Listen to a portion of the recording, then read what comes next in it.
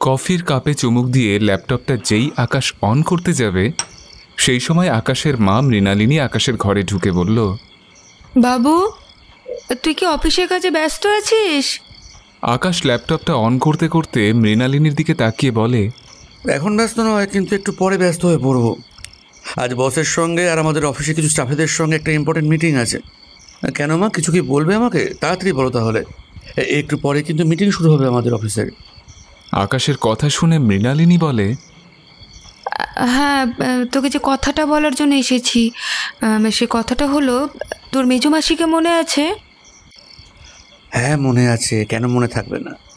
আগে তো আমি ছোটোবেলায় তোমার আর বাবার ও দিদির সঙ্গে কতবার গেছি মেজমাসির বাড়ি, কিন্তু বড় হয়ে যাওয়ার পর, পড়াশোনার চাপ বেড়ে যাওয়ার পর তো কত বছর হলো মেজমাসির বাড়ি যাইনি।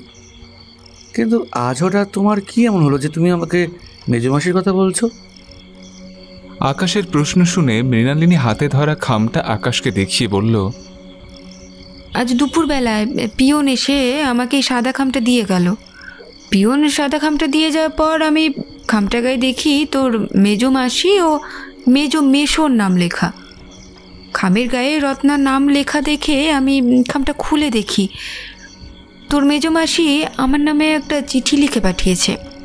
কিছুদিন আগে তোর বিয়ের কার্ডটা পাঠিয়েছিলাম না, তোর বিয়ের কার্ডটা পেয়ে মনে হয় চিঠিতে কিছু লিখেছে। মৃণালিনীর এই কথা শুনে আকাশ ল্যাপটপের স্ক্রিনের দিকে তাকিয়ে কিবোর্ডে আঙুল দিয়ে খুটখাট টাইপ করতে করতে বলে, মা, মেজমাসি তোমাকে চিঠি থেকে লিখেছে, একটু পড়ে শোনাও না। আকাশের কথা শুনে মৃণালিনী ধীরে ধীরে তার মেজবোন রত্নার চিঠি পড়তে শুরু করে। প্রিয় বর্তি, তোরা সবাই কেমন আছিস? তোর ছেলে আকাশ ও তোর মেয়ে নিতু কেমন আছে? আশা করছি ওরা ভালোই আছে। শোন বর্দি, যে জন্য তোকে চিঠি লেখা, অনেক বছর হয়ে গেল তোরা আর আমার বাড়িতে আসিস না, আর কোনো খোঁজ খবরও নিস না। কদিন আগে আমি তোর কাছ থেকে আকাশের বিয়ের কার্ড পেয়েছি। আকাশের বিয়ে হচ্ছে শুনে আমি আর কৃষ্ণকিশোর খুব খুশি হয়েছি, কিন্তু কথা হলো যে তোরা যে আকাশের বিয়েতে আমাদের আসতে বলেছিস, আমরা একদম আসতে পারবো না রে। কারণ কৃষ্ণকিশোরের শরীরটা ইদানিংকালে খুব একটা ভালো যাচ্ছে না, সঙ্গে আমি বাতের ব্যথায় খুব কষ্ট পাচ্ছি।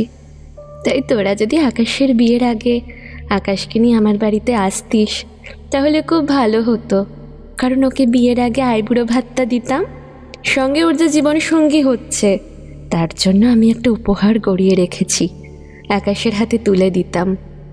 তোরা যদি আকাশকে নিয়ে আসিস আমার বাড়িতে তাহলে আমি আর কৃষ্ণকিশোর খুব খুশি হব।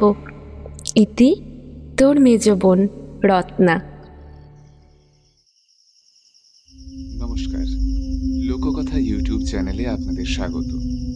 আজ আপনাদের জন্য নিয়ে এসেছি লেখিকা শর্মিষ্ঠা চ্যাটার্জির কলমে একটি গ্রাম বাংলার ভয়ঙ্কর ভৌতিক গল্প, প্রতাপপুরে এক রাত। ইতিমধ্যে ওনার লেখা বেশ কিছু গল্প বিভিন্ন ইউটিউব চ্যানেলে প্রচারিত হয়েছে ও আপনাদের ভালোবাসাও পেয়েছে। লোককথা চ্যানেলে এটি ওনার লেখা প্রথম গল্প।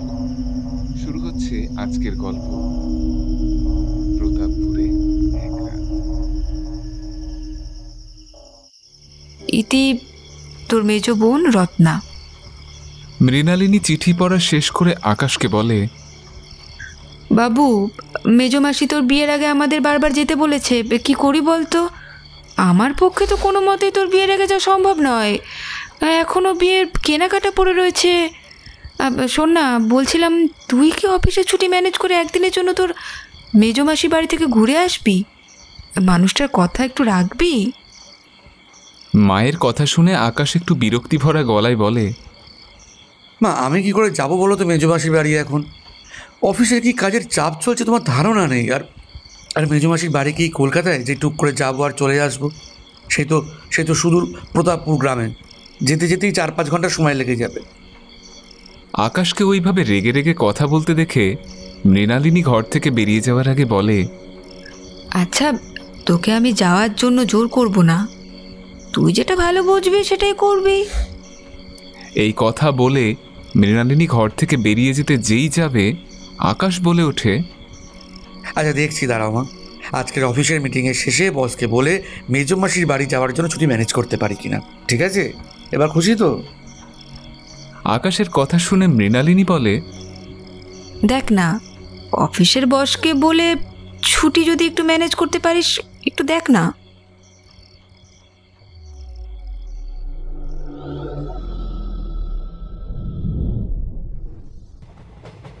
আচ্ছা দাদা, প্রতাপপুর স্টেশনটার কটা স্টেশনের পর বলতে পারবেন?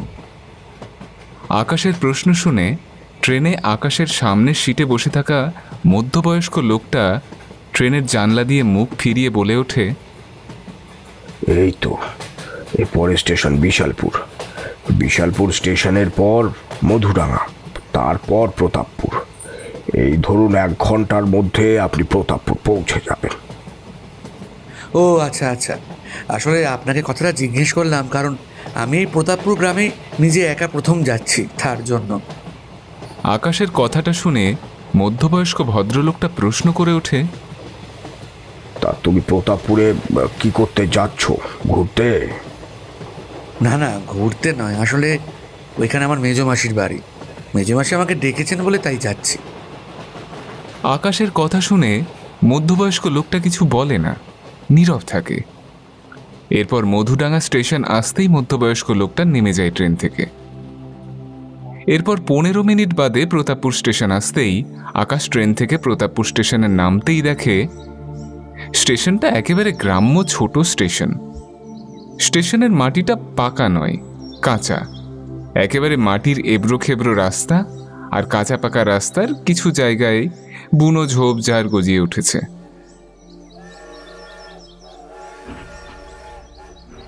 আকাশ স্টেশনে নামতেই ট্রেনটা 2 মিনিট থেমে আবার হুইসেল দিতে দিতে চলে যায়। এরপর আকাশ স্টেশনের কাঁচা পাকা মাটির রাস্তা ধরে দুপা হাঁটতেই তার দৃষ্টি যায় স্টেশনের একদম কোনায় টিকিট ঘরের পাশে একটা গুমটি চায়ের দোকানের দিকে। গুমটি চায়ের দোকানের দিকে আকাশের দৃষ্টি যেতেই সে বলে ওঠে, ট্রেনের ঝাঁকানিতে মাথাটা কি ধরে রয়েছে। যাই, ওই গুমটির চায়ের দোকান থেকে গিয়ে একটু গরম গরম চা খেয়ে আসি। চা না খেলে যে দেখছি আমার মাথা ধরাটা ছাড়বে না। চলো যাওয়া যাক। এই কথা বলে আকাশ টিকিট ঘরের পাশে গুমটি চায়ের দোকানের সামনে এগিয়ে যায়। চায়ের দোকানের সামনে যেতেই আকাশ দেখে গুমটি চায়ের দোকানটা একেবারে ছোট বেড়া দিয়ে টিনের চালের তৈরি দোকান। দোকানের ভিতর জায়গা নেই বললেই চলে। শুধু দোকানের সামনে 2টো ছোট কাঠের বেঞ্চি পাতা পাশাপাশি। সেই বেঞ্চিতে বসে এক বয়স্ক ভদ্রলোক ভাড়ে করে চা খাচ্ছে আর চায়ের দোকানের মালিকের সঙ্গে গল্প করছে। আকাশ চায়ের দোকানের সামনে গিয়ে চায়ের দোকানের মালিককে জিজ্ঞাসা করে, চা কত করে দাদা? আকাশের প্রশ্ন শুনে চায়ের দোকানের মালিক খনখনে গলায় বলে ওঠে, আপনি কি চা খাবেন? দুধ চা হলে 10 টাকা আর লিকার হলে 8 টাকা। লিকার চা, আমাকে লিকার চাই দিন। আচ্ছা বসুন, এখনই দিচ্ছি।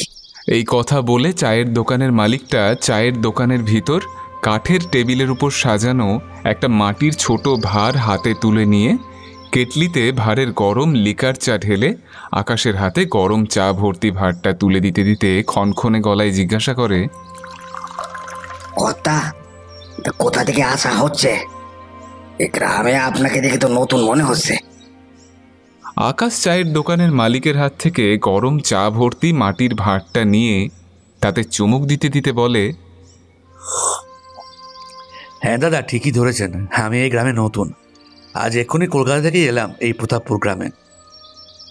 আকাশের মুখে এই কথা শুনে চায়ের দোকানের মালিকটা আবার প্রশ্ন করে ওঠে, তা কথা, এই গ্রামে ঘুরতে এসেছেন না কারো বাড়িতে এসেছেন বেড়াতে? না না, বেড়াতে আসিনি, এই গ্রামে আমার মেজো মাসির বাড়ি, আমি সেখানেই যাচ্ছি। আকাশের মুখে এই কথা শুনে পাশে বসে থাকা বয়স্ক ভদ্রলোক জিজ্ঞাসা করেন, তা তোমার মাসির নাম কি? আমি এই গ্রামে বহুকালের বাসিন্দা তো, তাই জিজ্ঞাসা করছি তোমাকে। বাছা, কিছু মনে করো না। না না দাদু, এতে মনে করার কি আছে। আমার মাসির নাম রত্না রায়চৌধুরী আর মেশোর নাম কৃষ্ণকিশোর রায়চৌধুরী। আকাশের মুখে এই দুটো নাম শুনে চায়ের দোকানের মালিক ও চায়ের দোকানের বাইরে বেঞ্চিতে বসে থাকা ভদ্রলোকের মুখ পুরো ফ্যাকাশে হয়ে যায় এবং বয়স্ক ভদ্রলোক আবার কাঁপা কাঁপা গলায় জিজ্ঞাসা করে ওঠে, বাছা, আর একবার তোমার মাসি মেশোর নামটা বলো তো। রত্না রায়চৌধুরী ও কৃষ্ণকিশোর রায়চৌধুরী। ছোটবেলায় মেশোর মুখে শুনেছি মেশোর দাদু নাকি একসময় প্রতাপপুর গ্রামে জমিদার ছিলেন। তার ভয়েতে এই গ্রামের বাসিন্দারা বাঘে গরুতে এক ঘাটে জল খেত। কিন্তু মেশোর দাদু মারা যাওয়ার পর জমিদারি পড়ে যায়। এখন শুধু মেশোদের পৈতৃক বড় জমিদার বাড়িটাই বেঁচে আছে। আকাশের মুখে ওর মেসোমাসির নাম শুনে চায়ের দোকানের মালিক ক্ষণক্ষণে গলায় বলে ওঠে, কথা খবরদার, আপনি আপনার মাসি মেশোর বাড়িতে যাবেন না। ওই বাড়িতে ভূত আছে, ভূত। এছাড়া আপনার মাসি আর মেশো এখন আর কেউ বেঁচে নেই। আজ থেকে 7 মাস আগে তেনারা মারা গেছেন। চায়ের দোকানের মালিকের মুখে এই ধরনের কথা শুনে আকাশ এবার রেগে যায়। রেগে গিয়ে উঠে দাঁড়িয়ে হাত থেকে চায়ের ভাঁড়টা ফেলে দিয়ে ক্রুদ্ধ গলায় বলে ওঠে, আপনি কি বাজে কথা বলছেন বলুন তো? আমার মাসি মেশো মারা গেছে, যারা কিনা কদিন আগে চিঠি লিখে আমাকে এখানে আসতে বলেছেন। আপনি আপনার বাজে কথা রাখুন, বুঝলেন তো? আর যদি আপনার মুখে আমার মাসি মেশোর নামে একটা বাজে কথা শুনি না, তাহলে কিন্তু আমি আপনার নামে থানায় গিয়ে এক্ষুনি কমপ্লেন করবো। জীবিত মানুষের নামে মিথ্যা বলতে ওরা লজ্জা করে না? এই কথা বলে আকাশ চায়ের দোকানের মালিকের হাতে চায়ের দাম মিটিয়ে হন করে দোকান থেকে বেরিয়ে টিকিট ঘরের পাশ দিয়ে স্টেশনের বাইরে যখন আসতে যাবে, তখন চায়ের দোকানের সামনে বসে থাকা বয়স্ক ভদ্রলোক আকাশের উদ্দেশ্যে বলে ওঠে, তোমরা আজকালকার ছেলে এইসব ভূত প্রেতে বিশ্বাস করবে কেন? যাও যাও, ওই বাড়িতে যাও। যখন ওই বাড়িতে গিয়ে তেনাদের পাল্লায় পড়বে না, তখন ঠেলা বুঝবে। তখন ছেড়ে দে মা, কেঁদে বাঁচি বলে এমন অবস্থা হবে। চায়ের দোকানের বয়স্ক ভদ্রলোকের কথায় আকাশ পাত্তা না দিয়ে স্টেশনের বাইরে যায়।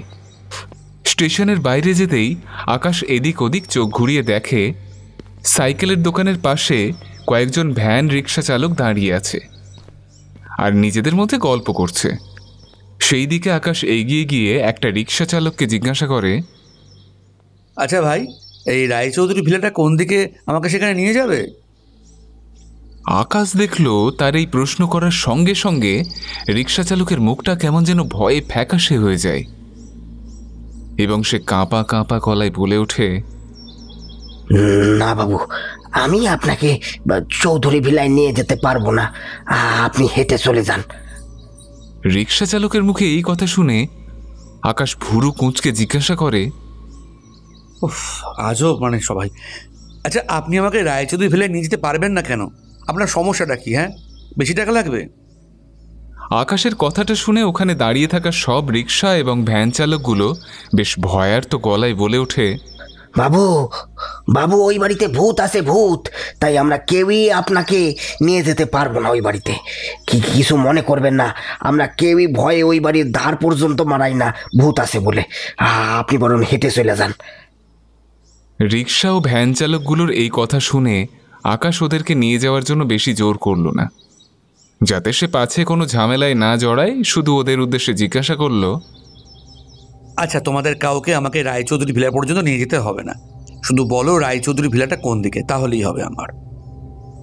আকাশের প্রশ্ন শুনে ভ্যান রিক্সা চালকগুলোর মধ্যে একজন রিক্সা চালক আকাশের দিকে এগিয়ে এসে রাস্তার দিকে আঙুল দেখিয়ে বলে, বাবু, ওই যে দূরে রাস্তার ধারে বড় লাল মন্দিরটা দেখতে পাচ্ছেন?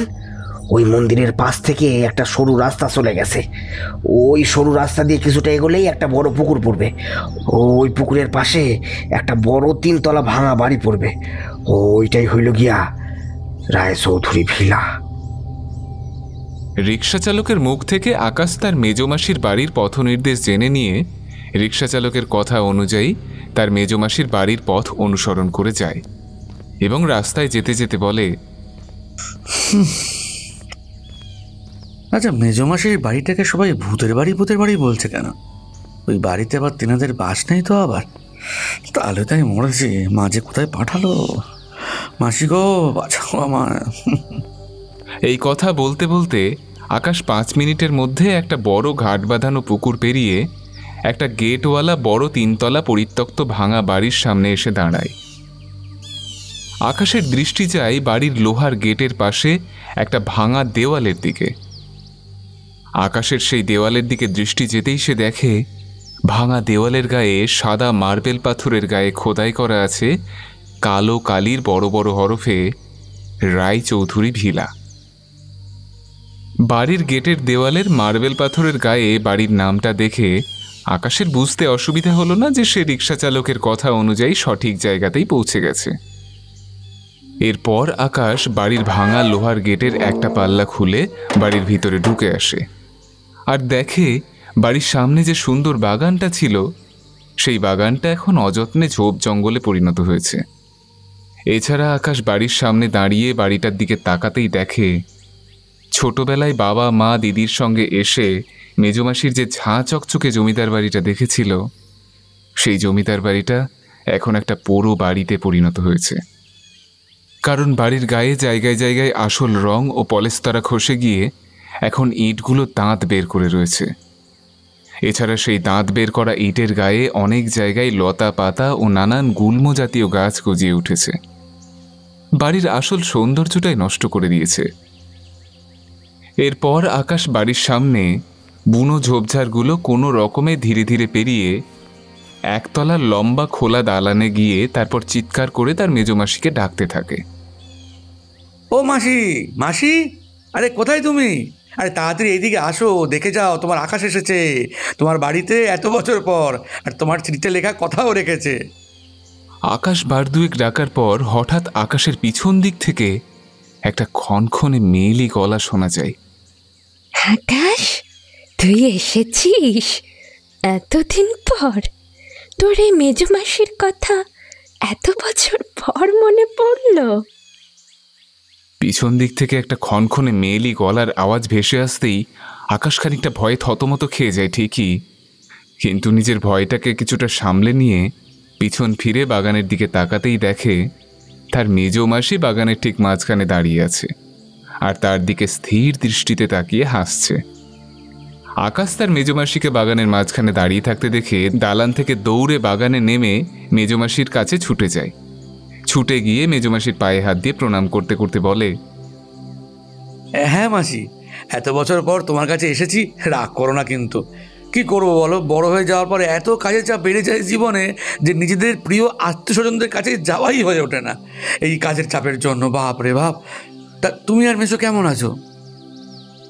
আকাশের কথা শুনে আকাশের মেজমাসি রত্না আকাশের গায়ে মাথায় হাত বোলাতে বোলাতে বলে, আমি আর তোর মেশো তো ভালোই আছি, কিন্তু তোর মেশোর শরীরটা ইদানিংকালে খুব একটা কুশল যাচ্ছে না, কারণ তার পা আর কোমরের ব্যথাটা খুব যে বেড়েছে।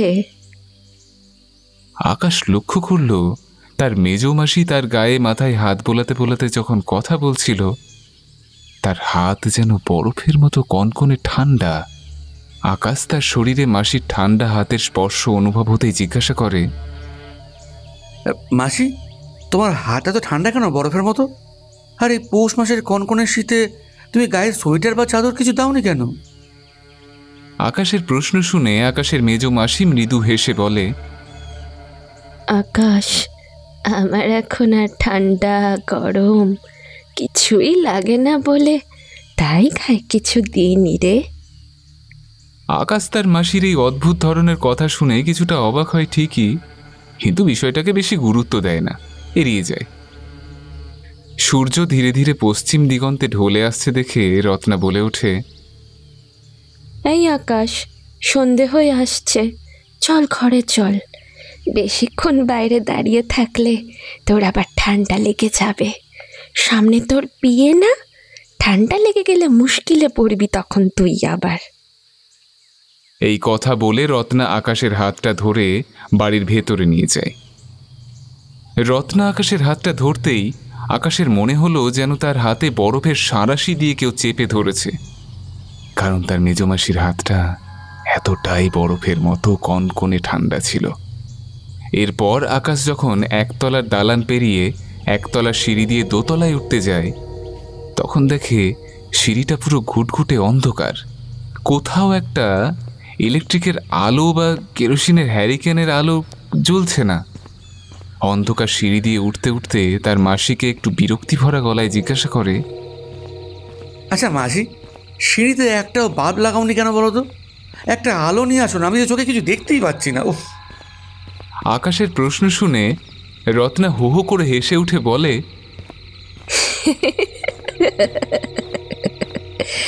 আরে আকাশ, এই শুধু রাজপ্রতাপপুর গ্রামে যে এখনো পর্যন্ত ইলেকট্রিকের লাইন এসে পৌঁছয়নি, তাই ইলেকট্রিকের বাল্ব জ্বালানো তো দূরের কথা, আর সিঁড়িতে একটা সব সময় কেরোসিনের হ্যারিকেন জ্বলতো ঠিকই, কিন্তু সেই হ্যারিকেনটা সেই দিন আমি পরিষ্কার করতে গিয়ে হাত ফসকে পড়ে গিয়ে ভেঙে গেল। মাসির এই কথা শুনে আকাশ কিছু বলে না, নীরব থাকে। এরপর মাসির হাত ধরে একতলার সিঁড়ি পেরিয়ে দোতলার একটা ঘরে ঢুকতেই দেখে সেই ঘরের ভিতরে মাঝখানে ছোট্ট একটা কাঠের টেবিল। সেই টেবিলের উপর একটা হ্যারিকেন জ্বলছে।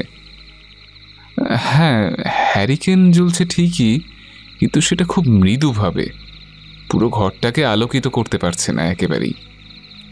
আকাশকে নিয়ে রত্না ঘরের মধ্যে ঢুকতেই আকাশের নাকে একটা পচা আষ্টে দুর্গন্ধ ধাক্কা মারতেই সে পকেট থেকে রুমাল বের করে নাকে চাপা দিতে দিতে বলে ওঠে, ইস মাসি, ঘরের মধ্যে এটা কিসের পচা দুর্গন্ধ ছড়াচ্ছে? আকাশের প্রশ্ন শুনে রত্না অবাক গলায় বলে ওঠে, ঘরের মধ্যে পচা দুর্গন্ধ? কই, আমি তো ঘরের মধ্যে কোনো পচা দুর্গন্ধ পাচ্ছি না। মাসি, তুমি ভালো করে নাকটা শোকো, তাহলে তুমি ঘরের মধ্যে পচা দুর্গন্ধটা পাবে। সত্যি তুমি না, মানে। এই কথা বলতে বলতে আকাশ নাক থেকে রুমালটা সরাতেই সে নাকে আর সেই পচা দুর্গন্ধটা পায় না। আকাশ নাকে পচা দুর্গন্ধটা না পেয়ে মনে মনে বলে ওঠে, এই তো একটু আগে ঘরের মধ্যে পচা দুর্গন্ধটা ছাড়ছিল, এর মধ্যে গন্ধটা উধাও হয়ে গেল। মানুষ ভুল দেখে, আমি কি ভুল গন্ধও শুনে? কি রে বাবা!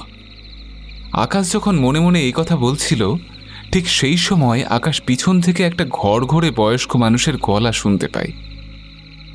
রত্না, ও রত্না, কে এসেছে গো আমাদের বাড়িতে? তখন থেকে একজন অচেনা মানুষের গলা শুনতে পাচ্ছি। আকাশ পিছন থেকে ঘর ঘরে গলায় কথাগুলো শুনে সে পিছন ফিরে তাকিয়ে দেখে তার মেজ মেসোমশাই কৃষ্ণকিশোর বাবু খুঁড়িয়ে খুঁড়িয়ে বারান্দা থেকে ঘরের ভিতরে ঢুকছে। কৃষ্ণকিশোর বাবুকে ঘরের ভিতরে ঢুকতে আকাশ মেসোমশাইয়ের দিকে এগিয়ে যায়। এগিয়ে গিয়ে কৃষ্ণকিশোর বাবুর পায়ে হাত দিয়ে প্রণাম করতে করতে বলে, মেসোমশাই, আমি আকাশ, আপনি আমাকে চিনতে পারছেন না? আকাশের প্রশ্ন শুনে কৃষ্ণকিশোর বাবু চোখ কুঁচকে কিছুক্ষণ আকাশের মুখের দিকে তাকিয়ে থাকে। তারপর খানিক বাদে হেসে আকাশকে জড়িয়ে ধরে বলে, ও, তুই চন্দ্রা, মানে আমার বড় শালীর ছেলে আকাশ। কত বড় হয়ে গেছিস, তোকে দেখে তো আমি চিনতেই পারিনি প্রথমে। তা বল আকাশ, তুই কেমন আছিস? তোর মা, বাবা, দিদি এরা সবাই কেমন আছে? আমি ভালোই আছি মেসোমশাই, মা, বাবা, দিদি খুব ভালো আছে। তোমরা দিদির বিয়েতে আসনি বলে মা কিন্তু তোমাদের ওপর খুব রাগ করেছে। আকাশের কথা শুনে রত্না কাচুমাচু হয়ে বলে ওঠে, কি করব বল আকাশ, তোর দিদির বিয়ের সময় আমার শরীরটা এমন খারাপ করলো যে আমি 1 সপ্তাহ বিছানা ছেড়ে উঠতেই পারিনি। রত্নার এই কথা শুনে আকাশ একটু অভিমানী গলায় বলে ওঠে, এবারে কিন্তু তোমার কোনো কথা শুনবো না মাসি। আমি যখন একবার এখানে এসে পৌঁছেছি, আমি কিন্তু তোমাদের দুজনকে বগল দাবা করে আমার বিয়েতে নিয়ে যাব। আর আমার বিয়ে মিটে না যাওয়া পর্যন্ত তোমাদের ছাড়ছি না একেবারে, এই কথা মনে থাকে যেন। আকাশের কথা শুনে কৃষ্ণকিশোর বাবু হেসে বলেন,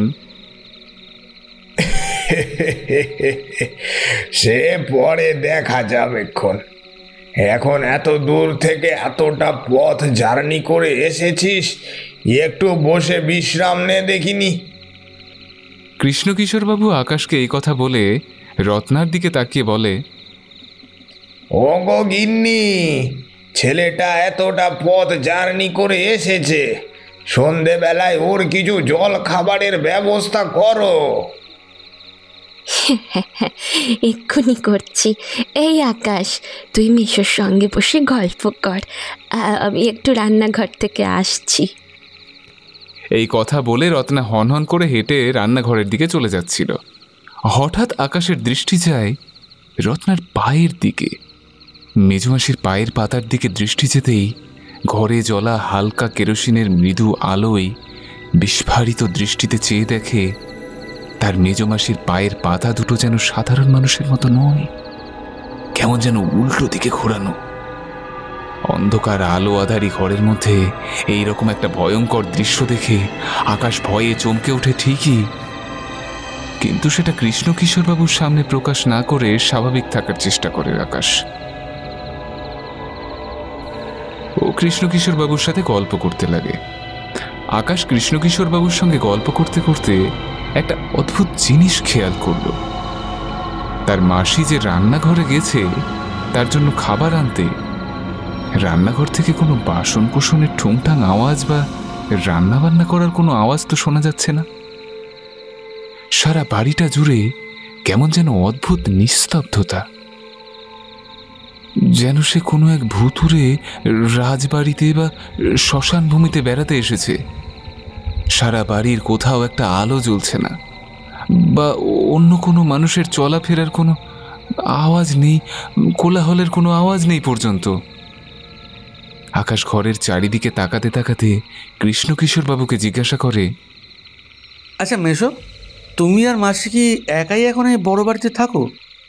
ছোটবেলায় এসে দেখতাম তোমাদের এই বাড়িতে আরও কত লোকজন বাস করতো, তারা এখন কোথায় গেল এই বাড়ি ছেড়ে? বুঝলি আকাশ, আমাদের বাড়িতে আমার যা দেওর ও ননদ, এতে সব যুগের হাওয়া লেগেছে রে, যুগের হাওয়া। তাই ওরা এই বাড়ি ছেড়ে এখন কলকাতায় গিয়ে বসবাস করছে ফ্ল্যাট কিনে।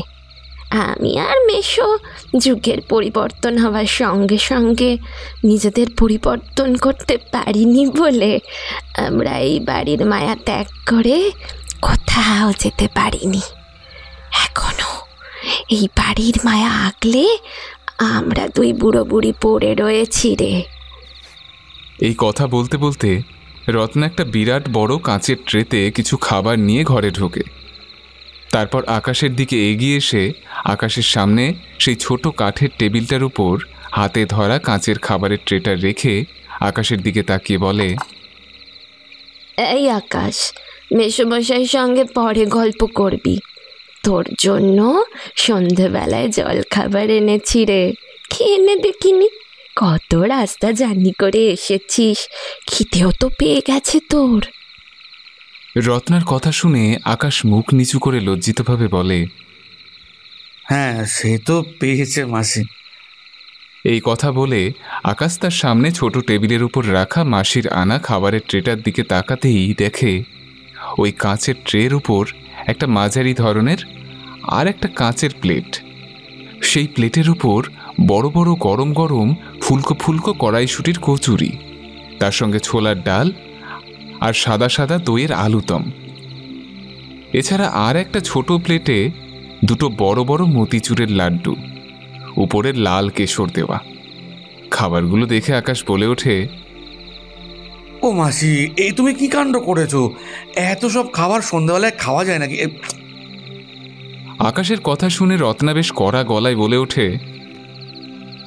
এই আকাশ, কোনো কথা বলবি না, যা দিয়েছি সব চুপচাপ খেয়ে নিবি। রত্নার কড়া গলার হুমকি শুনে আকাশ আর কোনো কথা না বাড়িয়ে খেতে শুরু করে। ও খেতে খেতে রত্নার দিকে তাকিয়ে জিজ্ঞাসা করে, আচ্ছা মাসি, তোমাদের দুজনের সন্ধ্যাবেলার জলখাবার কই? তোমরা কিছু খাবে না সন্ধ্যাবেলায়? তোর মেশোর বেশি তেল ঝাল খাওয়া বারণ রে বাবা, তাই তোর মেশোর জন্য আমাদের কাজের মেয়ে পিঙ্কিকে বলেছি একটু দই চিড়ে মেখে নিয়ে আসতে, উনি ওটাই খাবেন, সঙ্গে আমিও। এই কথা বলে রত্না পিঙ্কিকে হাঁক পারে। এই পিঙ্কি মুখ পুরি, তোর আমাদের জন্য দই চিড়ে মাখা হলো? তোর দই চিড়ে মাখতে কতক্ষণ লাগে রে? রত্নার এই কথা শেষ হওয়া মাত্রই আকাশের চোখের সামনে একটা অদ্ভুত ঘটনা ঘটল, যা ওর কাছে একেবারেই অবিশ্বাস্যকর ঘটনা ছিল। রত্না পিঙ্কিকে হাঁক দেওয়া মাত্রই আকাশ পেছন থেকে একটা গলা শুনতে পায়। কে যেন তার পিছন থেকেই খ্যানখ্যানে গলায় বলছে, এই যে কর্তামা, আপনাদের সন্ধেবেলার জল খাবার। আকাশ পিছন দিক থেকে খ্যানখ্যানে গলার কথাগুলো শুনে বুকটা তার ধড়াস করে ওঠে। ও সঙ্গে সঙ্গে পিছনে ফিরে তাকাতেই তার পিছন দিকে 27-28 বছরের এক গ্রাম্য দেহাতি মেয়ে দাঁড়িয়ে আছে দেখে, দুটো বড় বড় কাঁসার বাটি হাতে নিয়ে। গ্রাম্য দেহাতি মেয়েটাকে ভূতের মতো ওইভাবে পিছনে দাঁড়িয়ে থাকতে দেখে আকাশ মনে মনে ভয়ার্ত গলায় বলে ওঠে, আমার পিছনে তো এই ঘরের দ্বিতীয় কোনো দরজা নেই, মেয়েটা এই ঘরে ঢুকলো কি করে? মাটি না আকাশ মুড়ে? এ তো ভারী অদ্ভুত ব্যাপার। এই বাড়িতে আসার পর থেকে আমার সঙ্গে যে কী হচ্ছে আমি তো কিছুই বুঝতে পারছি না। আরে বাবা, কাল ভোরলে এই বাড়ি থেকে চলে যেতে পারলে আমি বাঁচি যেন। এরপর মেয়েটা তার হাতে ধরা দুটো কাঁসার বাটি রত্নার সামনে দিতেই রত্না গ্রাম্য দেহাতি মেয়েটার দিকে তাকিয়ে আকাশের উদ্দেশ্যে বলে, আকাশ, এ হলো পিঙ্কি, আমার মেয়ের মতো। এই বাড়িতে আমাদের সঙ্গে সব সময় থাকে, আমার হাতে হাতে কাজে সাহায্য করে। খুব খুব ভালো মেয়ে জানিস। আমি আর মেশো ওকে যে যে কাজের জন্য হুকুম করি, ও সেই কাজটা অক্ষরে অক্ষরে পালন করে। রত্না আকাশের সঙ্গে পিঙ্কির পরিচয় করিয়ে দিতেই আকাশ পিঙ্কির দিকে তাকিয়ে হাসতেই তার সারা গাটা ভয়ে কাঁটা দিয়ে উঠল, কারণ পিঙ্কির গায়ের রং পুরো কুচকুচে কালো, যেন তার সামনে আগুনে ঝলসে পুড়ে যাওয়া কোনো মানুষ দাঁড়িয়ে। এছাড়া পিঙ্কির চোখের দৃষ্টি এমন ঘোলাটে ধরনের, সঙ্গে গলার আওয়াজটাও কেমন যেন খ্যানখ্যানে আর নাকি সুরে। যে পিঙ্কির ওই খ্যানখ্যানে নাকি সুরের গলার আওয়াজ শুনবে তার বুকের রক্ত হিম হয়ে যাবে। আকাশ পিঙ্কির ওই বিদঘুটে চেহারা বেশিক্ষণ সহ্য করতে পারল না। সঙ্গে সঙ্গে চোখটা নামিয়ে নিয়েই খাবারের দিকে মন দিতে যাবে, হঠাৎ তার দৃষ্টি যায় পিঙ্কির পায়ের দিকে। আকাশের দৃষ্টি সেদিকে যেতেই বিস্ফারিত দৃষ্টিতে সে দেখে পিঙ্কির পা দুটো যেন মাটিতে ঠেকে নেই। তার পা দুটো যেন মাটি থেকে 5 ফুট উপরে বাতাসে ভাসছে। আকাশ খেতে খেতে এমন একটা ভয়ঙ্কর দৃশ্য দেখা মাত্র সে পিঙ্কির পায়ের দিকে আঙুল দেখিয়ে ভয়ে চিৎকার করে উঠে কাঁপা কাঁপা গলায় বলে উঠল, ও মাসি, মাসি, পিঙ্কির পা দুটো ওই রকমভাবে বাতাসে ভাসছে কেন? আকাশকে ওইভাবে খেতে খেতে চিৎকার করে উঠতে দেখে আকাশের মেজমাসি রত্না দেবী নিজের জায়গা ছেড়ে উঠে তড়ি ঘড়ি আকাশের কাছে যায়। আকাশের মাথায় হাত বোলাতে বোলাতে বলে, কই পিঙ্কির পা বাতাসে ভাসছে আকাশ? তুই ভালো করে তাকিয়ে দেখ, পিঙ্কির পা তো সাধারণ মানুষের মতো মাটিতে ঠেকে রয়েছে। রত্নার এই কথা আকাশের কানে যেতেই সে চিৎকার করা থামিয়ে ধীরে ধীরে ভয়ে ভয়ে পিঙ্কির দিকে তাকাতেই সে অবাক হয়ে যায় আর দেখে কোথায় পিঙ্কির জোড়া পা আকাশে ভাসছে। পিঙ্কির পা দুটো নিতান্তই সাধারণ মানুষের মতো মাটিতে ঠেকে রয়েছে। এইরকম একটা অবাক করা দৃশ্য দেখে আকাশ নিজের মনে মনে আবার বলে ওঠে, আমি কিছুক্ষণ আগে যে ভয়ঙ্কর দৃশ্য দেখলাম, সে ভয়ঙ্কর দৃশ্যটা কি সত্যি ছিল না আমার চোখের ভুল? আমি কিছু বুঝতেই পারছি না। আকাশ যখন মনে মনে এই কথায় ভাবছিল, রত্না তখন অন্ধকার ঘরের চারিদিকে তাকিয়ে বলে ওঠে, আসলে আকাশ, তুই তো কোনোদিনও গ্রামের নিঝুম নিরালা অন্ধকার পরিবেশের মধ্যে থাকিসনি রে বাবা। সব সময় কলকাতা যা চকচকে আলোর পরিবেশের মধ্যে থেকে বড় হয়েছিস বরাবর। তাই আজ হয়তো প্রথমবার অন্ধকারকে দেখে একটু হয়তো ভয় পেয়েছিস। অত ভয় পাস না, আমি আছি, তোর কিচ্ছু হবে না। নে এবার তাড়াতাড়ি খাওয়া শেষ কর তো, এতটা জার্নি করে এসেছিস, তোর শরীর এখন খুব ক্লান্ত, তোর খাওয়া শেষ হলে তোকে শোয়ার ঘরে নিয়ে যাই, চল তুই একটু স্নান করে বিশ্রাম নে। আমি ততক্ষণে রান্নাঘরে গিয়ে পিঙ্কির হাতে হাতে রাতের রান্নার কাজটা সেরে ফেলি। এরপর আকাশ তার মাসি মেশোর সাথে আর কথা না বাড়িয়ে আবার খেতে শুরু করে। আকাশের খাওয়া শেষ হতেই রত্না আকাশকে নিয়ে ওর ঘর ছেড়ে বেরিয়ে আসে। ওর ঘরের সামনে লম্বা টানা বারান্দা পেরিয়ে ওর বসার ঘর থেকে 3টে ঘর পেরিয়ে বারান্দা শেষ করে এক প্রান্তের ঘরে এসে সে ঢোকে। আকাশ রত্নার সঙ্গে বারান্দার শেষ ঘরটাতে ঢুকতেই আকাশ দেখে ঘরটা মাঝারি ধরনের। ঘরের দক্ষিণ পূর্ব দিকে 2টো বড় বড় জানালা রয়েছে, আর দক্ষিণমুখ জানালার সামনে একটা জমিদার আমলের বড় খাট রয়েছে। এছাড়া ঘরের একটা কোণে কাঠের আলমারি এবং আলমারির পাশে দেওয়ালে টাঙানো ছোট গোল আয়না রয়েছে। এছাড়া ঘরের মাঝখানে ছোট একটা গোল টেবিল আর একটা চেয়ার রয়েছে, এবং সেই টেবিলের উপর একটা কেরোসিনের হ্যারিকেন জ্বলছে, তাও সেটা খুবই মৃদুভাবে। রত্না আকাশকে নিয়ে ঘরে ঢুকে আকাশের দিকে তাকিয়ে বলে, এই হলো কি আকাশ, ঘর তোর। আজকে রাতে তুই এখানেই থাকবি, বুঝলি বাবা? এই ঘরের পাশে স্নানের ঘর আছে, ওই স্নান ঘরে তোর জন্য গরম জল রাখা আছে। তুই স্নান সেরে এই ঘরে বিশ্রাম নে দেখিনি, আমি তোকে রাতের খাওয়ার সময় ডাকবো, ঠিক আছে? আমি এখন গেলাম রান্নাঘরে, তুই বিশ্রাম নে দেখিনি বাবা, বিশ্রাম নে। এই কথা বলে রত্না ঘর থেকে যেই বেরোতে যাবে অমনি আকাশ বলে ওঠে, মাসি তুমি একটু দাঁড়াও, তোমার সঙ্গে কথা আছে একটা। পিছন দিক থেকে আকাশের প্রশ্ন শুনে রত্না ঘরের দরজার দিকে থমকে দাঁড়িয়ে পড়ে। আকাশের দিকে ফিরে জিজ্ঞাসা করে, কি কথা? তাড়াতাড়ি বল, মেলা কাজ পড়ে আছে। আকাশ তার হাতে ধরা ছোট জামা কাপড়ের ব্যাগটা চেয়ারের উপর রেখে রত্নার দিকে এগিয়ে এসে জিজ্ঞাসা করে, আচ্ছা মাসি, তুমি আমার মাকে চিঠি লিখেছিলে কেন? তোমাদের বাড়িতে ফোন নেই? আকাশের প্রশ্ন শুনে রত্না একটু উদাস গলায় বলে ওঠে, এখানে এই গ্রামে এখনো পর্যন্ত ইলেকট্রিকের লাইনই আসেনি, ফোন আসবে কি করে বল?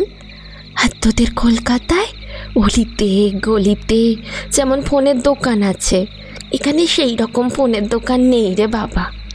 যাও বা ফোনের দোকান আছে, সেটা সেই পাশের গ্রামে, এই গ্রামে কিচ্ছুটি নেই কো।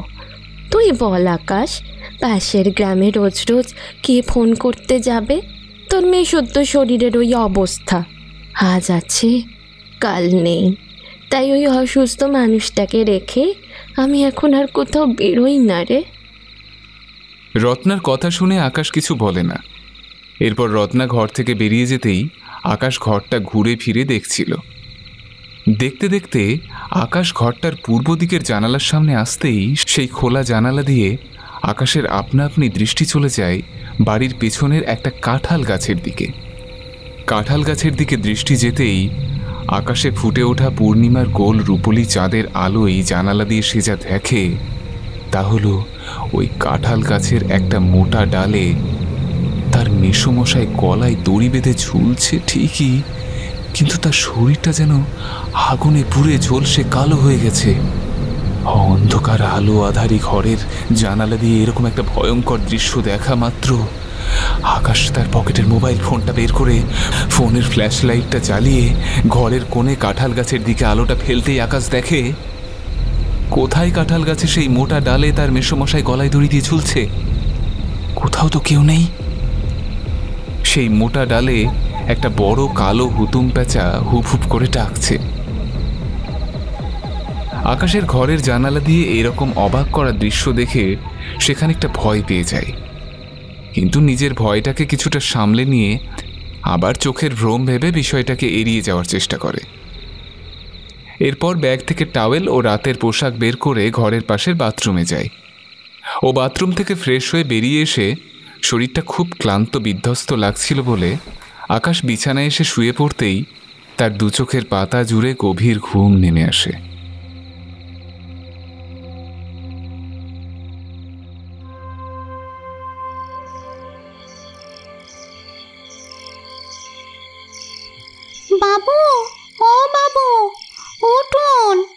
গিন্নিমা আপনাকে রাতের খাবারের জন্য নিচে ডাকছে যে। আকাশ কতক্ষণ ঘুমিয়েছিল সে নিজেও জানে না। হঠাৎ তার কানে খ্যানখ্যানে একটা নাকি সুরের মেয়েলি গলার আওয়াজ আসতেই তার ঘুমটা ভেঙে যায়। ঘুমটা ভেঙে যেতেই সে দেখে দরজার সামনে পিঙ্কি দাঁড়িয়ে আছে আর স্থির একটা জ্বলন্ত উজ্জ্বল দৃষ্টি দিয়ে আকাশের দিকে তাকিয়ে রয়েছে।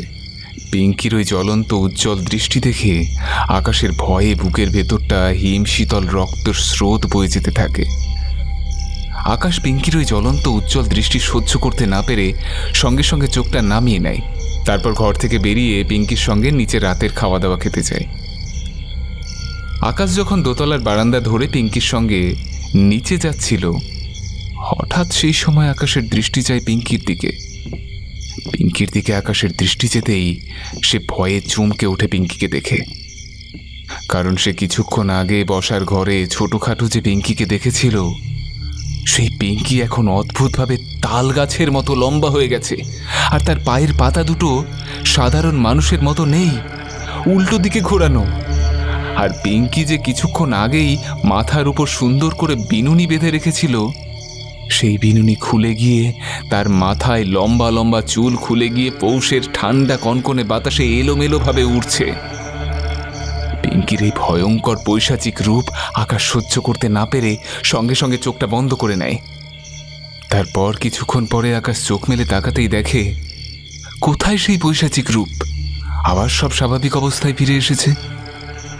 আকাশের সঙ্গে বারবার এই রকম হতে দেখে মনে মনে পিঙ্কির দিকে তাকিয়ে বলে, আচ্ছা, কিছুক্ষণ আগে পিঙ্কির যে পৈশাচিক রূপ দেখলাম, সেটা কি সত্যি না আমার চোখের ভুল?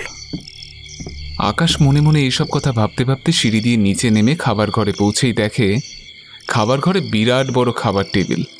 সেই টেবিলের সামনে তার মাসি হাসি মুখে দাঁড়িয়ে আছে, আর আকাশকে ঘরের ভিতর ঢুকতে দেখে বলে ওঠে, হায় আকাশ হায়, আজ তোকে আমি বিয়ের আইপুরো ভাত খাওয়াচ্ছি বলে তুই ছোটবেলায় যা যা খেতে ভালোবাসতিস, আজ আমি তোর জন্য সেই পদগুলো রান্না করেছি নিজের হাতে, খেয়ে নিতে কিনি।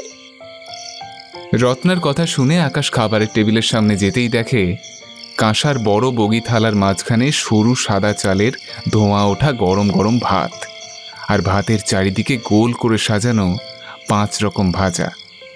এছাড়া কাঁসার থালার চারিদিকে অনেকগুলো ছোট ছোট বাটি রাখা। সেই বাটিগুলোতে শুক্তো থেকে শুরু করে ইলিশ মাছের ভাপা, বড় চিংড়ি মাছের কালিয়া, সঙ্গে ঝাল ঝাল কষা কষা পাঁঠার মাংস, এছাড়া রয়েছে নলেন গুড়ের পায়েস আর নলেন গুড়ের রসগোল্লা এবং ছোট একটা মাটির ভাঁড়ে মিষ্টি দই। টেবিলের উপর এত নানা ধরনের সুস্বাদু খাবার দেখে আকাশ বলে ওঠে, মাসি, তুমি তো সন্ধেবেলায় আমাকে পেট পুড়ে এত কড়াইশুটির কচুরিও আরও নানা ধরনের খাবার খাওয়ালে, এখন কি এত সব খাবার খাওয়া যায় নাকি তুমি বলো?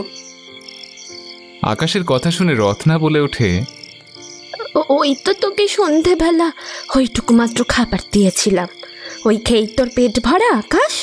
না না, আমি তোর কোনো কথা আজ শুনবো না। তুই এত বছর পর আমার বাড়িতে এসেছিস, আমি যা যা রান্না করেছি তোকে অল্প অল্প খেতে হবে, না হলে কিন্তু আমি খুব রাগ করব। রত্নার কথা শুনে আকাশ রত্নাকে জড়িয়ে ধরে বলে, প্লিজ মাসি, তুমি রাগ করো না, তুমি যা যা রান্না করেছো আমি সব অল্প অল্প করে খাবো, কিন্তু দোহাই প্লিজ, এই এত খাবার পুরো খেতে পারবো না কিন্তু আমি। এই কথা বলে আকাশ চেয়ারে বসে যেই খেতে যাবে, রত্না বলে ওঠে, আকাশ দাঁড়া, এখন খাস না, আমি তোকে একটা জিনিস দেব। কি মাসি, কি দেবে? এই কথা বলে রত্না খাবারের টেবিলের উপরে রাখা একটা লাল বাক্স হাতে নিয়ে আকাশের হাতে দিয়ে বলে, এই নে আকাশ, তোর বউয়ের জন্য আমি উপহার দিলুম, তুই এই উপহারটা তোর বউকে দিস কলকাতায় গিয়ে, কেমন বাবা? রত্নার হাত থেকে লাল বাক্সটা নিয়ে আকাশ বাক্সটার দিকে তাকিয়ে রত্নাকে জিজ্ঞাসা করে, মাসি, এই লাল বাক্সের মধ্যে কি আছে? বাক্সটা খুলে দেখ, তাহলেই দেখতে পাবি বাক্সের মধ্যে কি আছে। রত্নার কথা শুনে আকাশ লাল বাক্সটা খুলতেই দেখে বাক্সের মধ্যে খুব সুন্দর নকশা করা একটা মেয়েদের গলায় পরা হার রয়েছে এবং সেই হারটা চকচক করছে। বাক্সের মধ্যে নকশা করা হারটা দেখে আকাশ বলে ওঠে, মাসি এটা কি ধরনের হার? এটা হলো গিয়ে সীতাহার।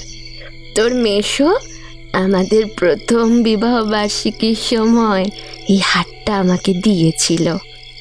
ভেবেছিলাম আমার কোনো ছেলে হলে তার বউকে এই হারটা দিয়ে আশীর্বাদ করব, বা মেয়ে হলে তাকে দেব, কিন্তু সেই সব তো জীবনে কোনোদিনও আমার হলো না।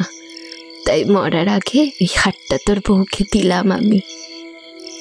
রত্না এক নিঃশ্বাসে এই কথাগুলো বলে শাড়ির আঁচলের কোনো এক কোণা দিয়ে চোখের জল মুছে।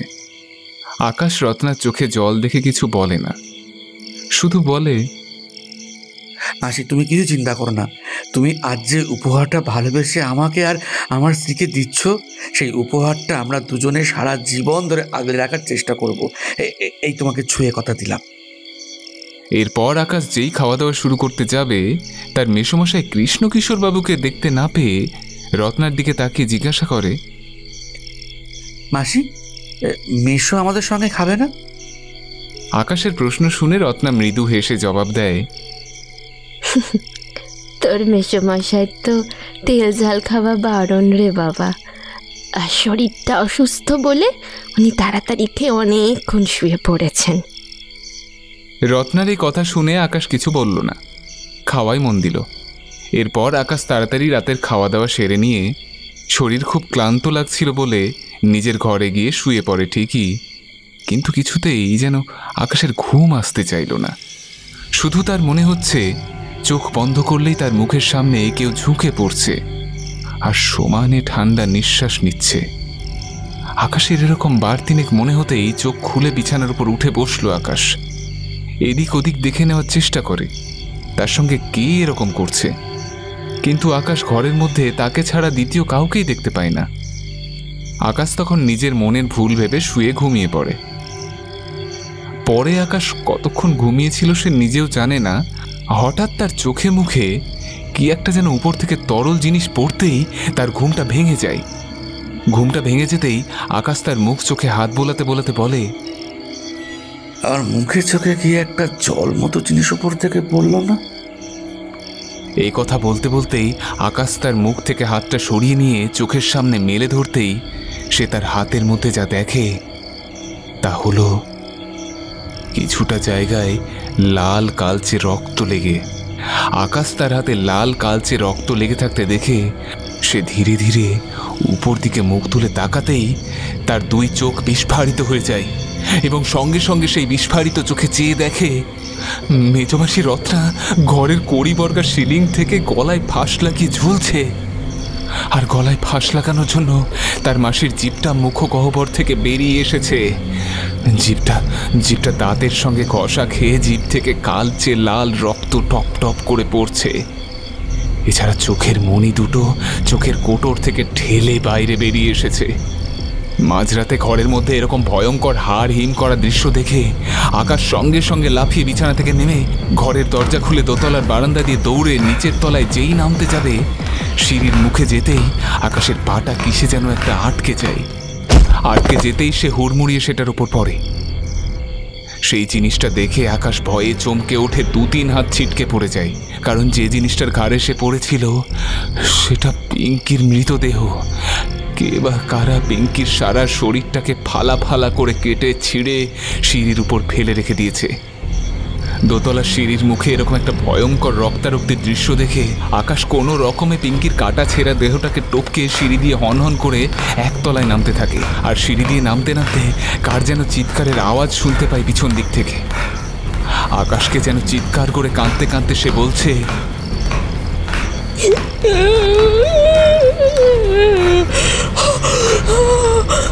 ওরে আকাশ, আকাশ, আমাকে আর মেশোকে বাঁচা, তুই ওদের হাত থেকে বাঁচা রে বাবা।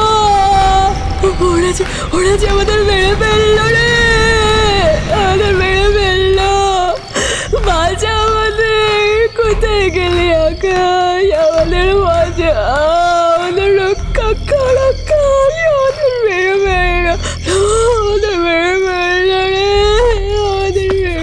আকাশ পিছন দিকে না তাকিয়ে কোনো রকমে দৌড়ে একতলায় আসে।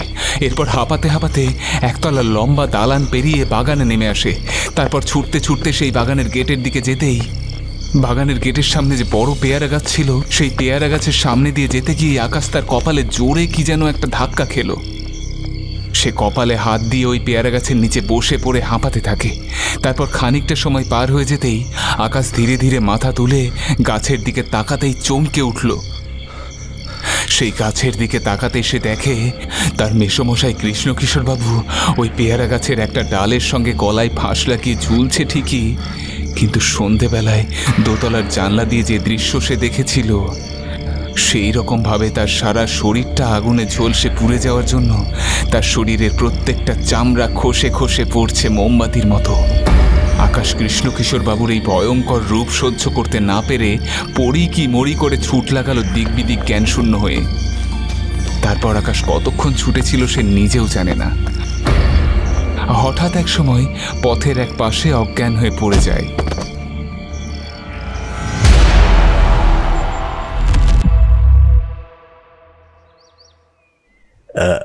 এই যে আপনি শুনতে পাচ্ছেন? আপনার নাম কি? এই প্রতাপপুর গ্রামে কি করতে এসেছেন? ঘর ঘরে একটা গলার আওয়াজ আকাশের কানে ভেসে আসতেই সে ধীরে ধীরে চোখের পাতা মেলে দেখে সে একটা মন্দিরের দালানের সামনে শুয়ে আছে। তার সামনে বেশ কিছু লোকের ভিড় এবং তার মাথার কাছে বছর 50 সেই ভদ্রলোক বসে আছে, আর সামনে তার মুখে চোখে জল ছিটা দেওয়া হচ্ছে। আকাশ চোখ মেলে তাকাতেই সেই বয়স্ক ভদ্রলোক আবার আকাশকে প্রশ্ন করে, এই যে আপনি শুনতে পাচ্ছেন? আপনার নাম কি? এই প্রতাপপুর গ্রামে কি করতে এসেছেন? বয়স্ক ভদ্রলোকের প্রশ্ন শুনে আকাশ ধীরে ধীরে উঠে বসে বয়স্ক ভদ্রলোকটার দিকে তাকিয়ে চোখ কচলাতে কচলাতে বলে,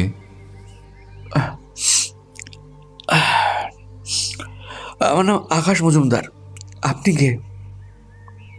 আকাশের প্রশ্ন শুনে বয়স্ক ভদ্রলোক গুরুগম্ভীর গলায় বলে ওঠে, আমি এই প্রতাপপুর গ্রামের মোড়ল। আমার নাম বীরেশ্বর গাঙ্গুলি। তা ছোকরা, তুমি বললে না তো তুমি এই প্রতাপপুর গ্রামে কি করতে এসেছো? আর কাল রাতে তোমার সঙ্গে কি এমন ঘটনা ঘটেছিল যে তুমি এই বগলা মায়ের মন্দিরের সামনে ভিড়মি খেয়ে পড়েছিলে? হ্যাঁ? বীরেশ্বরবাবুর মুখে এই প্রশ্ন শুনে আকাশ ক্লান্ত দৃষ্টিতে বীরেশ্বরবাবুর দিকে তাকিয়ে বলে, এই প্রতাপপুর গ্রামে আমার মাসির বাড়ি। আমার মাসির নাম রত্না রায়চৌধুরী ও মেশোর নাম কৃষ্ণকিশোর রায়চৌধুরী। আকাশ এই কথা বলে গতকাল রাতে তার পিসির বাড়িতে ঢোকার পর থেকে তার সঙ্গে যা যা হয়েছে সব পুঙ্খানুপুঙ্খভাবে বীরেশ্বরবাবুকে খুলে বলতেই বীরেশ্বরবাবু আকাশের মুখে সব ঘটনা শুনে তার মুখ ভয়ে ফ্যাকাশে হয়ে যায়। বীরেশ্বরবাবু কাঁপা কাঁপা গলায় বলে ওঠে, বাছা, তুমি কাল সারা রাত ওই ভূত বাড়িতে ভূতেদের সঙ্গে কাটিয়েছ। ভগবান যে তোমাকে ওই পিশাচগুলোর হাত থেকে বাঁচিয়েছেন, এ তোমার পরম সৌভাগ্য বাবা, পরম সৌভাগ্য। বীরেশ্বরবাবুর মুখ থেকে এই কথা শুনে আকাশ কিছু বলে না, শুধু প্রশ্ন করে, আচ্ছা কাকা, বলতে পারবেন আমার মাসি মেশোর ওই রকম অবস্থা হলো কি করে? ওদেরকে এই রকম অবস্থা কে বা কারা করেছে, কিছু কি জানেন? আকাশের প্রশ্ন শুনে বীরেশ্বরবাবু গলাটা একটু খাঁকারি দিয়ে ধীরে ধীরে বলতে শুরু করে, এই ঘটনাটা ঘটে আজ থেকে 7 মাস আগে। হ্যাঁ, 7 মাস আগে। সময়টা ছিল বর্ষাকাল। বাইরে তখন ঘন ঘন বৃষ্টি পড়ছে মুষলধারায়।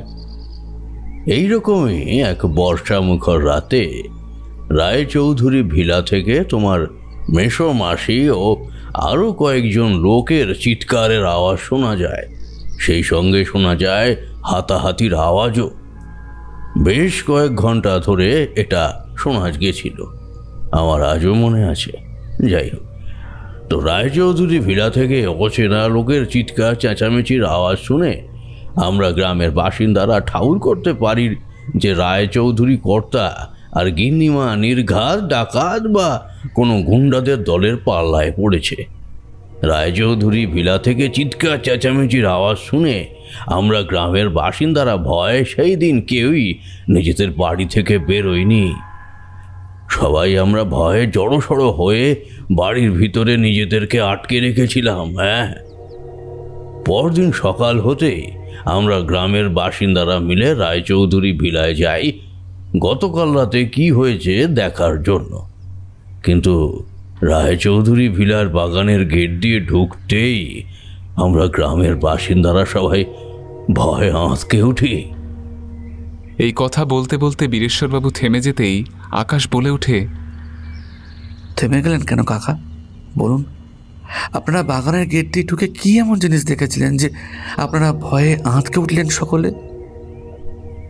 আমরা গেট দিয়ে ঢুকে দেখলাম তোমার মেসোমশাই কৃষ্ণ কিশোর বাবুকে কে বা কারা আগুনে পুড়িয়ে মেরে ওনার পোড়া মৃতদেহটাকে গেটের সামনে যে পেয়ারা গাছটা আছে সেই পেয়ারা গাছের একটা ডালে ওনাকে গলায় দড়ি দিয়ে বেঁধে ঝুলিয়ে রেখে দিয়েছে। এইরকম একটা ভয়ঙ্কর দৃশ্য দেখে আমরা গ্রামের বাসিন্দারা সকলেই ভয়ে থরথর করে কাঁপতে থাকি। এরপর কৃষ্ণ কিশোর বাবুর ভয়ঙ্কর চেহারাটা সহ্য করতে না পেরে বাড়ির ভিতরে যাই খোঁজার জন্য যে রত্না দেবী ও পিঙ্কি এরা কোথায় গেল। এরপর আমরা একতলার দালান পেরিয়ে একতলার সিঁড়ি দিয়ে উঠে যেই দুতলায় যেতে যাব দেখি দুতলার সিঁড়ির মুখে পিঙ্কির ছিন্ন ভিন্ন কাটা ছেঁড়া মৃতদেহটা পড়ে আছে। সে কি দৃশ্য! এরপর আমরা পিঙ্কির কাটা ছেঁড়া মৃতদেহটাকে টপকে দুতলার প্রত্যেকটা ঘর খুঁজতে শুরু করি। রত্নাদেবী কোথায় গেলেন আমরা যখন দোতলার প্রত্যেকটা ঘরে ঢুকে ঢুকে রত্নাদেবীকে খুঁজছিলাম, দেখছিলাম দোতলার প্রত্যেকটা ঘর উল্টো পাল্টা, চারিদিকে সব জিনিসপত্র ছড়িয়ে ছিটিয়ে রয়েছে। ঘরগুলোর তোলপাড় অবস্থা দেখে আমরা গ্রামের বাসিন্দারা বুঝলাম এই বাড়িতে গতকাল রাতে ডাকাত পড়েছে, তাই সারা ঘর বাড়িগুলোর এইরকম অবস্থা। এরপর আমরা দোতলার প্রত্যেকটা ঘর খুঁজতে খুঁজতে দোতলার বারান্দার শেষ দিকে একটা ঘরে যেতেই দেখি কৃষ্ণ কিশোর বাবুর মতো রত্না দেবীকে ডাকাত দলেরা গলায় ফাঁস লাগিয়ে ওই একই কায়দায় ঘরের কড়ি বর্গার সিলিংয়ের সঙ্গে ঝুলিয়ে দিয়েছে। রত্না দেবীকে গলায় ফাঁস লাগিয়ে ঝুলিয়ে দেওয়ার জন্য ওনার মুখ গহ্বর থেকে জিভটা অর্ধেক বেরিয়ে এসে ঝুলছে এবং জিভ থেকে টপকে টপকে পড়ছে লাল কালচে রক্ত। এছাড়া রত্না দেবীর দুটো চোখের মণি যেন কোটর থেকে ঠিকরে বেরিয়ে এসেছে।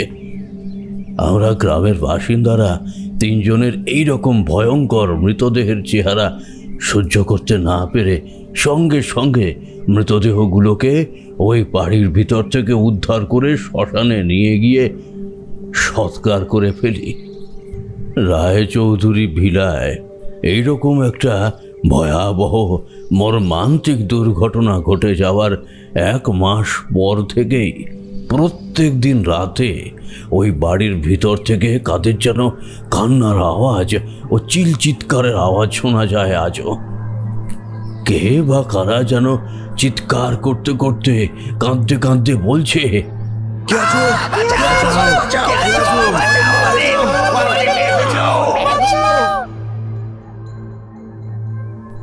রায়চৌধুরী ভিলা থেকে যখন প্রত্যেক দিন রাতে এই চিৎকার চেঁচামেচির আওয়াজ শোনা যেতে লাগলো, তখন আমাদের গ্রামের বাসিন্দাদের বুঝতে অসুবিধা হলো না যে ওটা কাদের চিৎকারের আওয়াজ। কৃষ্ণ কিশোর বাবু, রত্না ও পিঙ্কি এদের তিনজনের চিৎকার ছাড়া আর কারুর নয়। এতক্ষণ ধরে আকাশ বীরেশ্বরবাবুর মুখে তার মেজ মাসি ও মেসোর সঙ্গে কি কি ঘটনা ঘটেছে আজ থেকে 7 মাস আগে সব শোনে আর মনে মনে বলে, মেজমাসি আর মিশু যদি আজ থেকে 7 মাস আগে ডাকাতের কবলে পড়ে মারা যায়, তাহলে কিছুদিন আগে মাকে চিঠি লিখলো মেজমাসি নাকি মেজমাসির প্রেতাত্মা? আকাশ এইসব কথা ভাবে ঠিকই, কিন্তু মনে মনে কোনো সদুত্তর পায় না। এরপর বেলা বাড়তেই আকাশ কিছুটা সুস্থ অনুভব করে। সে আর দেরি করে না, প্রতাপপুর স্টেশনে যায় কলকাতার ট্রেন ধরার জন্য। স্টেশনে গিয়ে টিকিট ঘরের সামনে দাঁড়িয়ে টিকিট কাটার জন্য আকাশ তার কাঁধে ঝোলানো জামা কাপড়ের ব্যাগটা খুলে যেই মানি ব্যাগটা নিতে যাবে, হঠাৎ আকাশের দৃষ্টি যায় তার ব্যাগের ভিতর লাল মাঝারি মাপের চৌকো বাক্সের দিকে। লাল বাক্সটায় আকাশের দৃষ্টি আটকাতেই সে লাল বাক্সটার দিকে তাকিয়ে অবাক গলায় বলে ওঠে, আরে, এই লাল ভেলভেটের বাক্সটা আমার ব্যাগে কি করে এলো?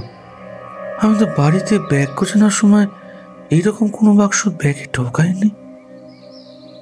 এই কথা বলে আকাশ ব্যাগের ভেতর থেকে লাল ভেলভেটের বাক্সটা বের করে আনে। বাক্সটা খুলতেই বাক্সের ভেতরের জিনিসটা দেখে তার বুকের ভেতরে একটা হিমশীতল রক্তের স্রোত বয়ে যায়। সে বিস্ফারিত দৃষ্টিতে দেখে গতকাল রাতে আইবুড়ো ভাত খাওয়ার আগে মেজমাসি তার স্ত্রীর জন্য যে সীতাহারটি দিয়েছিল, সেই সীতাহারটি অক্ষত অবস্থায় তার ব্যাগের ভেতর পড়ে রয়েছে। সীতাহারটি দেখে আকাশ ভয়ে কাঁপা কাঁপা গলায় বলে ওঠে, আমার পরিষ্কার মনে আছে, গতকাল রাতে মেজমাসির হাত থেকে হাড়ের বাক্সটা নিয়ে শোয়ার আগে ব্যাগের ভেতরে ঢোকায়নি। না, ঢোকায়নি। বাক্সটা বিছানার পাশে ছোট টেবিলটার উপর রেখে দিয়েছিলাম।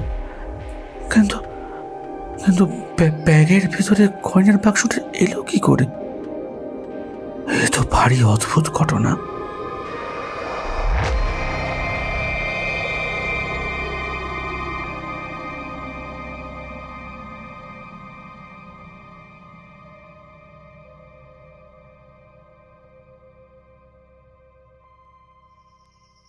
আপনারা শুনলেন লেখিকা শর্মিষ্ঠা চ্যাটার্জির কলমে প্রতাপপুরে এক রাত। গল্পের নাট্যরূপ করেছেন লেখিকা শর্মিষ্ঠা চ্যাটার্জি। গল্পের সূত্রধার ও কথক আমি অমিত সরকার। বিভিন্ন চরিত্রে ছিলেন সৌরভ সাহা, রায়না ইসলাম, অস্মিতা মুখার্জি পাল, পার্থ মুখার্জি, শুভদীপ ঘোষ, সুশুভম রক্ষিত, দেবস্মিতা ও অগ্নি। প্রচ্ছদ এঁকেছেন শুভদীপ ব্যানার্জি। শব্দ সংযোজনে রিম্পা ঘোষ। সাউন্ড এডিটিং করেছেন শুভজিৎ ভট্টাচার্য। সামগ্রিক পরিবেশনা ও পরিচালনায় টিম লোককথা। তাহলে কেমন লাগলো আজকের গল্প? কমেন্ট করে আমাদের জানান। আর ভালো লাগলে শেয়ার করুন ও সাবস্ক্রাইব করে আমাদের পাশে থাকুন। আর শুনতে থাকুন লোককথা, মুহূর্তের অনুভূতিগুলো যেখানে গল্প হয়ে ফুটে ওঠে।